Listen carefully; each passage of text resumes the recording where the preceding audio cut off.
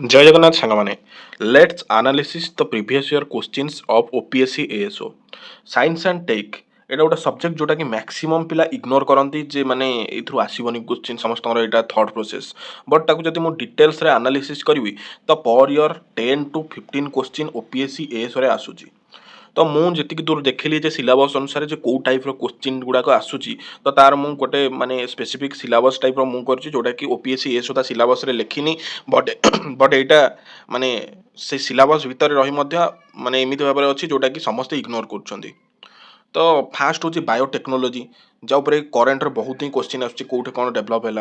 relatively किसी static version direct question पलि आसमी माने बीटी कटन हेरिका हो आमर बीटी ब्रिंजियाल हेरिका हो से भाया किसी टेक्नोलोजी जोटा कि एग्रीकल्चर यूज हो कि टिश्यू कल्चर क्वेश्चन पलि आसुच्छी देन जनरल साइंस जोटा रही आमर क्लास 9th आउ 10th एनसीईआरटी से एनफ हम फिजिक्स केमिस्ट्री और बायोलोजी तो यहाँ भी प्राय पिला माने भावते ना यहाँ किसी पड़ोनी बट ये भी 2-3टा खंडे क्वेश्चन पलि आसे प्राय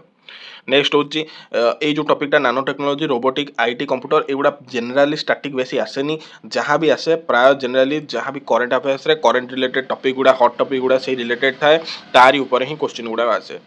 देन स्पेस टेक्नोलॉजी बहुत क्वेश्चन आसे इवन गोटे गोटे ईयर 3टा भाया क्वेश्चन पकई दिए करेन्ट आउ स्टैटिक को मिसेगी तो यहाँ इंपोर्टाट बहुत न्यूक्लियर टेक्नोलॉजी उपर भी आसे क्वेश्चन मोस्ट इंपोर्टाट जो पार्टा रोचे सेटा हूँ डिफेन्स टेक्नोलॉजी जोटा कि डायरेक्ट सिलेबस रे मेंशन होची इवन 5-6टा क्वेश्चन भी गोटे गोटे ईयर आसी एसरो